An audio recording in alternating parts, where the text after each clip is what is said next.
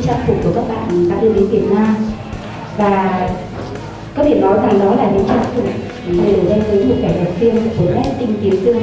Và bản thân tôi là một nhà thiết kế, tôi cũng đã có rất nhiều khát vọng, và nhất là từ những cái sự bảo tồn của bà Mariah đến từ Hoa Kỳ rồi đến Canada,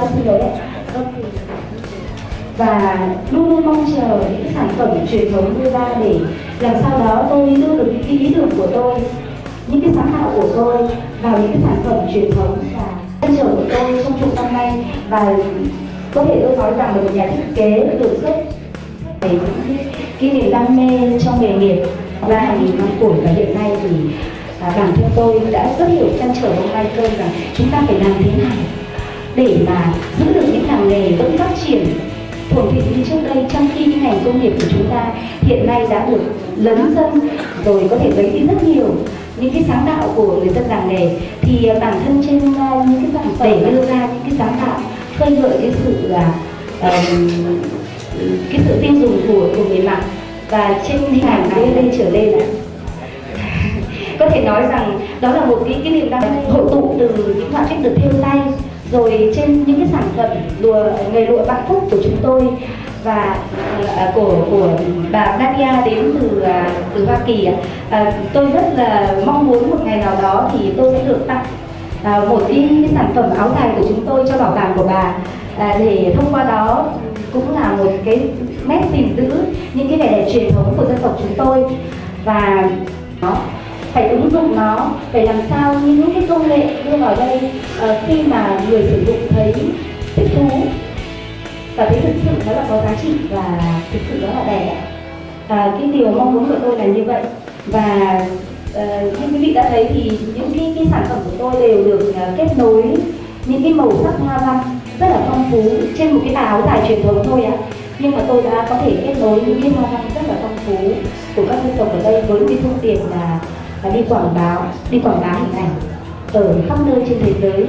Và hiện nay thì tôi cũng rất hân hạnh là một nhà thiết kế trong phục truyền thống của Việt Nam, và với một cái mong muốn rằng chỉ thông qua cái trang phục truyền thống này thôi thì trên cái trang phục truyền thống đó sẽ chuyển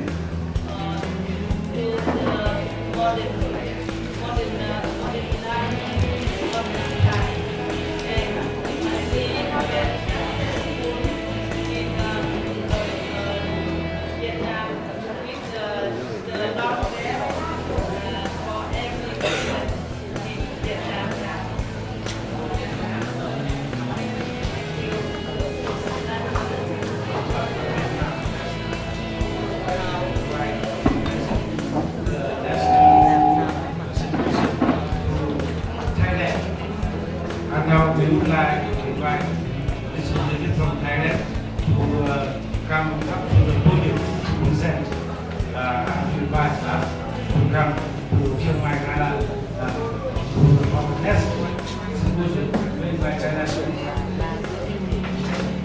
President of Thai University in Chiang Mai, Thailand. First, I want to say how impressed I am with this symposium and with the work you are doing to protect and promote one of the most important handicrafts and one of the most important traditions of our region. Second, I would like to have you become acquainted with the place where your next symposium will take place 2 years from now. We have 2 short video clips to show you. The first is about our university symposium will take place in 2015. The second short video will introduce you to Chiang Mai, Thailand.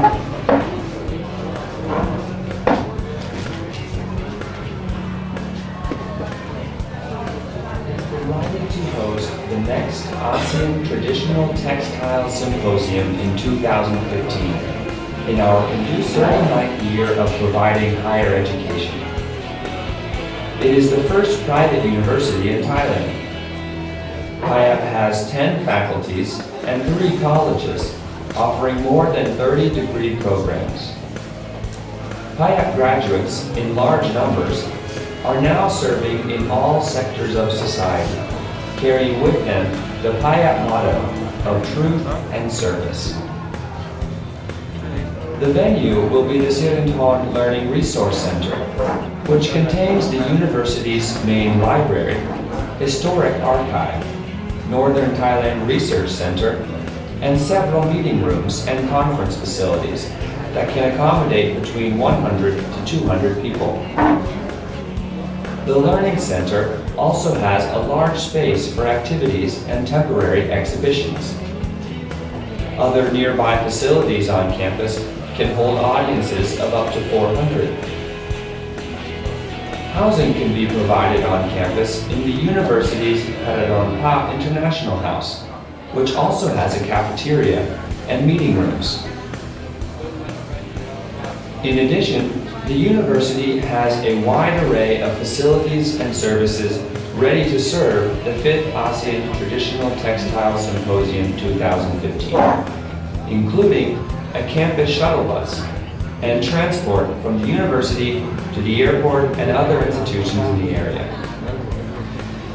The people of PIAP University and the people of Thailand are prepared to provide a warm welcome and cordial service to all of you when you come to the 5th ASEAN Traditional Textile Symposium 2015 at PIAP University in Chiang Mai, Thailand.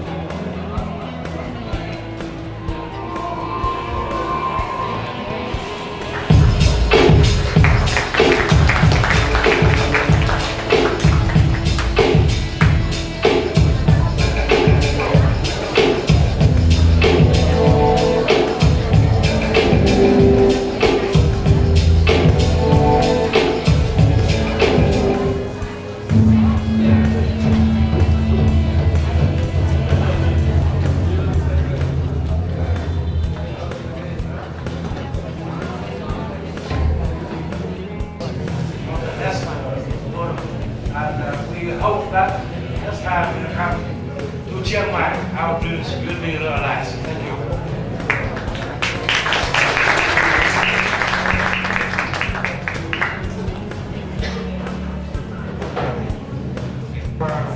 Symposium has come to the end. It's time for us to wrap up, discuss things that we want to speak out. In the morning, I remember that after my presentation, we have some minutes for us to discuss question, answer, and now this afternoon, because we avoid the coffee break, we will have the later morning. Then we are with you now. If you have any questions, then please discuss before we conclude our symposium. And now may I invite Dr. Mariah. Thank you, Mom. He explained his experiments of combining several weaving techniques based on cultural identities of various areas in Indonesia. Secondly, we heard Dicane Dujilho from the USA. Mrs. Diana is a curator of a museum in Louisiana, explains the use of textiles within the context of museum exhibitions and how to introduce material culture to the public. Exhibitions are based on artworks in French academic style with actual textile next to it hanging to the next to the painting. From India, we heard Mrs. Barooah Neera. She explained that contemporarization of indigenous textiles are of utmost importance because it adds value to the original design. And also very important is to involve the young generation to keep traditional textiles alive. Malaysia presented a study on designs in batik saddles And she explained that there were 4 symmetrical patterns: repeating, rotation, reflection, and glide reflection. Very interesting, and probably also very interesting to the anthropologists. Then from Indonesia again, we heard Benicrata talking about batik keret on the north coast of Java, that it had relations to agricultural and economy of the people in Keret. It also concerns the cardinal points, north, south, east, and west. It also involves life cycles, birth, death, marriage, and also it can be instrumental in warding off misfortune, sickness, and ritual ceremonies. It is made of hand-spun cotton and natural dyes. It was very interesting also, I think, for the anthropologist. The last speaker came from Vietnam, and she is a designer, and she focuses on how dye, the Vietnamese long dress. She hopes to that she can connect the material and the ethnic motives with wearable products like clothing. Therefore, she aims also at aiming at the improvement of the life of the weavers by using their textiles, their motifs, integrated into her products of wearable clothing. Well, I think this is a wrap-up of the sessions. I hand it over to you. Thank you, Madam Chairman. May I invite the comments from the floor. If you have any comments, any opinions of this microphone, please. Here amongst the 4 of us, we are rather international. Digna's from Philippines, and we have a friend from Croatia and one from Indonesia. Textile enthusiasts with personal interests in textiles, and then we discovered of the role that I think Singapore can play, because I have a very great love for traditional textiles and traditional weaving. So bear with me if I take a little bit. They had 2 very different for what they do, they will continue to do, and it's not only money.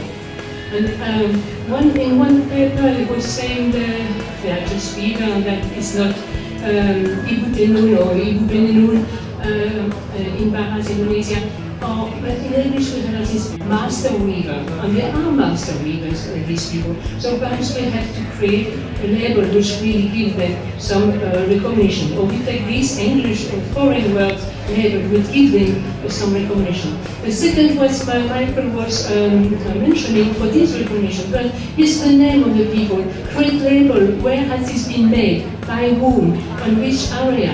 We have the big problems that in other countries they are copying a very cheap material, the wonderful work of the local people.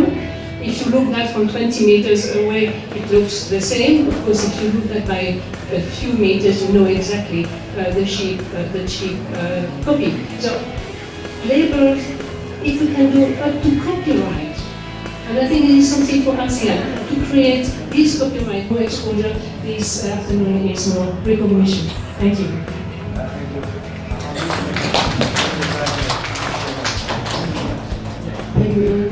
Certificate that are recognized as a master weaver. Yeah? Because we know we are all academicians, but we cannot make it. Right? Also in writing on the weavers or batikers or whatever. That's one. Yes, please. For context, one thing I didn't have a chance to say today because it was so brief was that I have many Lao colleagues who own and operate both as cooperatives, small businesses, NGOs, etc. I would say businesses or educational establishments. So you have those individuals. When I had the idea to recreate the extraordinary fabrics that we could find in Laos, I did that market study. Everyone in Paris and New York told us they're beautiful, we love them, but they didn't buy them. They didn't buy them. And so, because we wanted to look at various sectors in that in the international market, and one of them was interiors, one was the museum market, and one was accessories. For interiors, they needed to modify the room, so we could do curtains and this kind of thing. So Change views, but I'm sorry, this is not happening from time because we are going to have another program, so that we don't allow me to do the meeting here. And I think that if you have any sustainability development, as I study the rich collection of papers and reports that were presented to us today, I saw clearly that each of us are grappling with the themes of preservation of our local textile cultures and integration of our ethnic diversities into the global. Let me invite the comments from the group.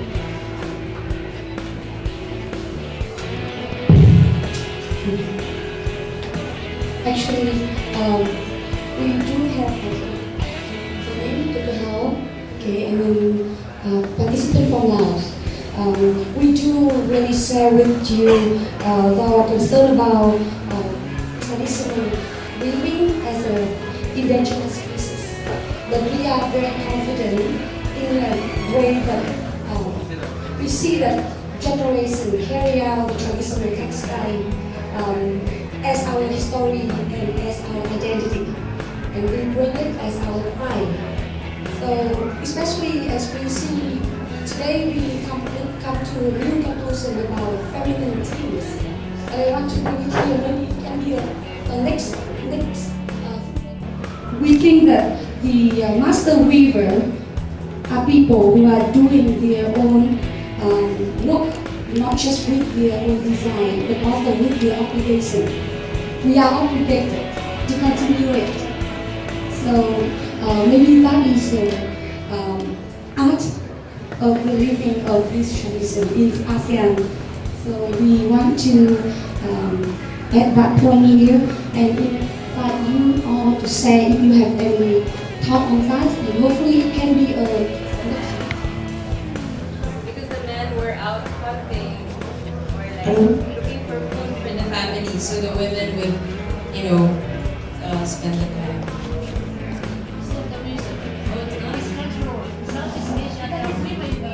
This is absolutely questionable. It's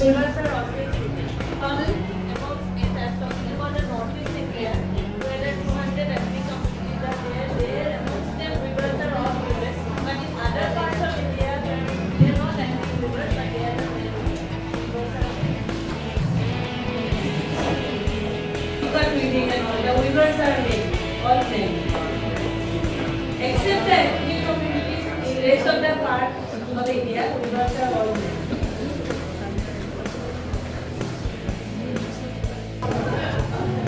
Any comments? Comments different from our suggestions? No? If not, we consider in the last suggestion, we accept.